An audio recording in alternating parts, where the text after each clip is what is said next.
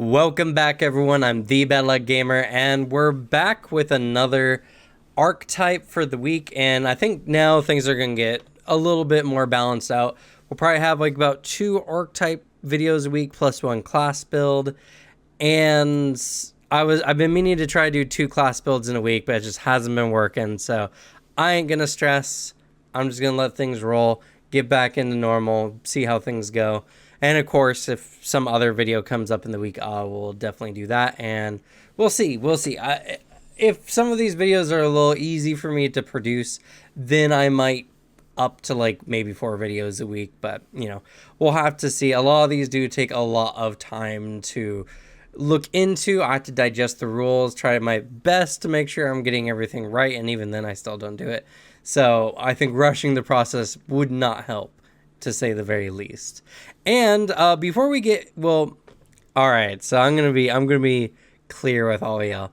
Today's Archetype video is a very RP focused one. It's very much focused around the module that it's coming from. This is from the Bloodlords. I believe it's called the Bloodlords. Yes, the Bloodlords Adventure Path. So if you don't want any possible spoilers for that, you might want to click off now. But this one's a very interesting one, to say the least. We're in for a bit of a ride. But before we do that, of course, if you're enjoying this video, please leave at least a like, or if you want to see more videos like this, then you can subscribe as well. We have a Discord linked down below where we talk all things tabletop, including war games like Warhammer 40k. And also my co-host for Tabletop has started his own channel, so if you're interested in Warhammer lore, hop over to my channel, and his channel is at the very bottom in my recommended channels list. And if you want something a little less committal than all that, you can just go ahead and follow me on Twitter, where I do my best to update what's going on, and I'm trying to talk more on Twitter. It's something I'm getting better at for sure. But with that, today we're going to be talking about an archetype that's very much focused on the management of undead, and in probably the least cool way possible. Today we're going to be talking about the Corpse Tender. So the Corpse Tender, and I got everything pulled up here, just I want to make sure I get everything right. It's an interesting archetype. Your main job is that you tend to the mindless undead that operate the farms or farmlands of Geb, and possibly also tend to the mindless undead animals of Geb, which is interesting. For sure, this archetype is designed for this adventure path. There's really no way around it, honestly, and on top of that, it honestly doesn't provide... I think it's funny. I think if you want to make a really funny character, this is a great one. But anyway, let's look at what the archetype is, or what the dedication feat does, and you all can be a judge for yourself. So, you have to be evil to be a corpse tender and trained in religion. Now, the evil thing, I mean, like, yeah, you're dealing with undead, and I guess it's the area you're in or whatever, but, like, really nothing. I mean, you might treat the undead, you know, inhumanely, I suppose, but they're mindless, so it really doesn't matter. They're a little better than robots. Regardless, none of that actually comes up here in the feats. So if you look at the dedication itself, you gain the ability to make an impression on mindless undead, and they're not immune to this particular mental effect. Now, it also states that most undead are likely hostile to you, so you need some way to keep them away from you, but the ability to still communicate to them to get enough time to make an impression, which I think is like a minute of conversation. So you need to put them in a cage, put them in a pit, or do something. And then when you make an impression with them, you can make simple requests of them. But remember, they're mindless. They're essentially animals, or maybe are undead animals. So they can't really do a whole heck of a lot. But I think it's hilarious. I think it's funny. You got like a prod thing that's just keeping him away while you're just like trying to coax him down and trying to like teach him to like I don't know, hit a button that says happy or sad or something. Like anything you've seen in animal training videos is just what I'm imagining for these undead. You also become trained in diplomacy, and if you weren't already trained, or if you were already trained, I mean, you become trained in something else. So you don't even get a free like expert at level 2, which kind of sucks. It's just an extra training proficiency. Being able, I don't know, it's not a great dedication, let me tell you, but again, I think it's hilarious. And I don't know if I mentioned it before, but you do have to be trained in religion as well for it. So typically I tend to go down the list on Archive and Nethys, but I'm going to swap 2 of them just this time because the first feat doesn't make sense without the second one. But Corpse Tender's Font allows you to gain a casting of the harm spell as a innate divine spell once per day. The spell is heightened to half your level rounded up, and you can target only mindless undead with this spell.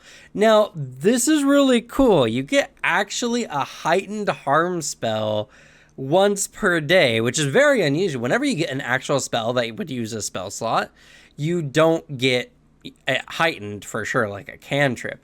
Granted, this can only be used on mindless undead, meaning that standardly this is used to heal or tend to your undead, not even your minions, I guess. I mean, you could do this with a necromancer, I suppose. A necromancer who's a lot more invested in their particular undead, but anyway, this feat leads to the next one, which is Command Corpse.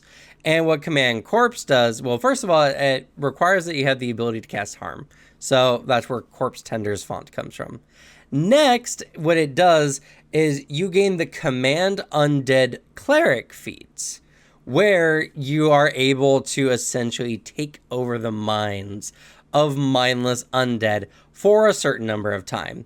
Now, these spells can control creatures with a level equal to or lower than 1 less than your level. So typically it's only for like 3 levels and under. This one's 1 level and under. So you actually have the ability to take command of undead very easily. And not only that, but this changes the effects of the harm spell. So when you utilize it and you target a particular undead, it must make a will saving throw to resist being controlled. Now, if it's already controlled by someone else, then that controller can make a saving throw, and the undead uses the higher between the two. So more or less, if they succeed, nothing happens. Crit succeed, they become immune for 24 hours. And if the undead fails, they become your minion for a minute. But it can be dismissed, or it's automatically dismissed if you or an ally attacks this undead minion. And if it crit fails, it becomes your minion for an hour. So what's really cool about this one in particular, it's hard to say for this archetype in general, but what's really cool for this one in general is with Command Corpse, if you're a cleric that has a bunch of harm spells because of your harm font, you can control a lot of undead. Now, again, this is very situational. You have to be in a game where a lot of undead come up. But because it's your level -1 or lower, that means in most fights where undead show up, unless it's the boss, you can command them and you can take control of them. And you don't need to necessarily maintain this. So in actuality, it allows you to one-shot undead minions in a battle because they're no longer your foe, and they can even help you if you command them to do so.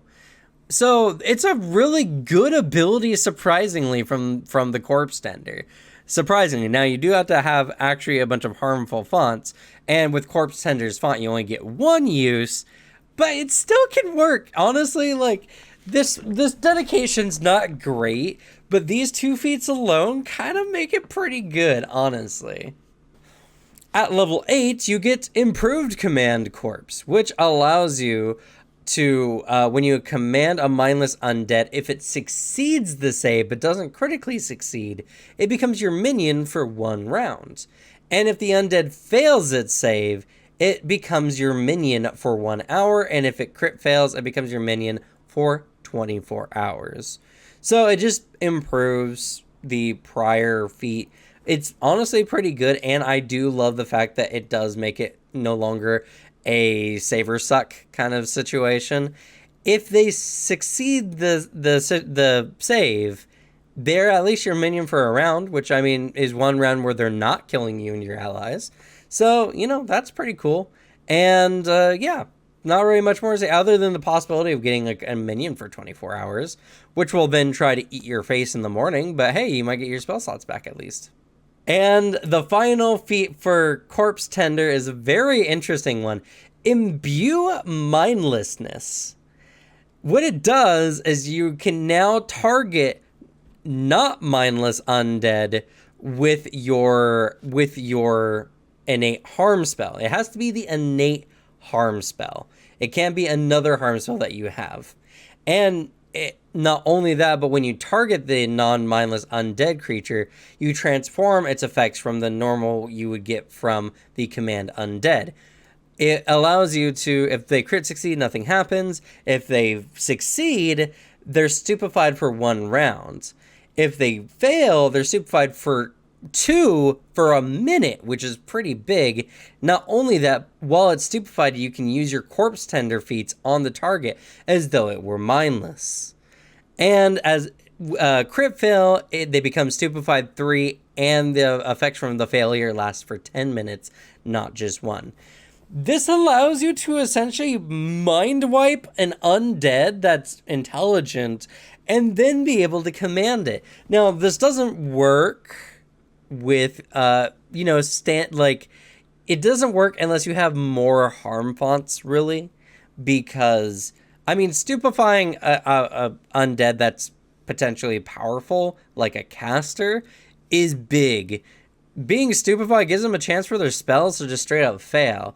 And because you have this version of the harm font that gets automatically heightened along with you, I mean, it's pretty good just for that alone. But if you have other harm fonts that you can use to command undead, this allows you to sway to your side of the battle potentially much stronger allies. Which is pretty good. Now, again, with everything here in the Corpse Tender, it's all very situational. 90% of it is focused on mindless undead. Well, I guess 80%, technically. And the last 20% can actually focus on intelligent undead. But it does have some utility. It does have some use. And honestly, even just getting a harm spell that you can use on mindless undead means that if you're a necromancer, this is pretty good pickup too. Honestly, I don't know if I dedicate the feats for it, but I do find it interesting. And depending on the campaign you have, this could actually be helpful. And in the very least, it's really funny. It's just it's a very interesting dedication, purely because I love the idea that you're just kind of some kind of undead farmer who has to keep his undead farm hands from going around and destroying the place.